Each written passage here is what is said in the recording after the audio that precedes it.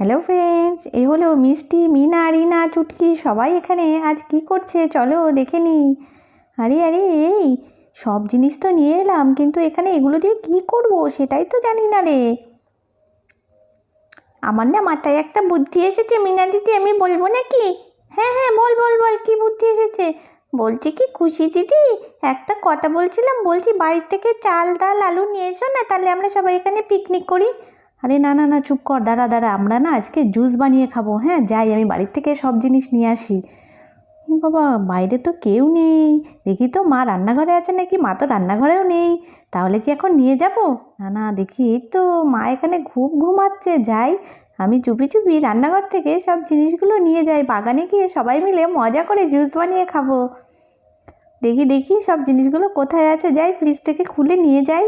হ্যাঁ এটা নিয়ে যাই, এটার উপর রেখে সব কিছু কাটতে সুবিধা হবে। বাবা দুপুরে ভাত এই খাওয়ার পরে এই তো শুয়ে দেখ, চোখটা আমি সব একেবারে নিয়ে লেগে চলে এসেছি। এসেছিল। এটা অনেকটাই হচ্ছে দেরি হয়ে তরমুজ, গেল। হ্যাঁ কেষ্ট, এটা তোমার দিয়ে তো এই ছোলা জুস বানানো হবে। টাইম হ্যাঁ হয়ে মিনা, গেছে। তুই কেটে কেটে সব কিছু দিয়ে বাচ্চারা সব জুসটা বানা কোথায় তো গেল? দেখি। ওরা তো তুই সেই ভালো খেয়ে দিয়ে পারবি। উঠে বললো একটু খেলতে যাচ্ছি, কোনো পাত্তা নেই, যাই তো দেখে আসি তো।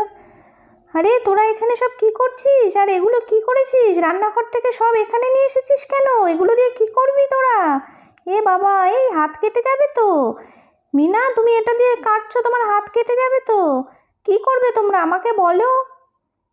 মা মা, আমরা না তরমুজ দিয়ে জুস বানাবো, তাই এগুলো নিয়ে এসেছি মা। হ্যাঁ হ্যাঁ হ্যাঁ, আমরা না একটু জুস খেতে চেয়েছি, মিষ্টি দিদির কোনো দোষ নেই, ওকে বকো না। ঠিক আছে, তো তোমরা জুস খাবে আমাকে বললেই পারতে, আমি তো জুস বানিয়ে দিতাম। যাও তোমরা সবাই গিয়ে বসো, আমি জুস বানিয়ে দিচ্ছি। এই দেখো কি সুন্দর জুস হয়েছে। হ্যাঁ, এবার সবাইকে এক এক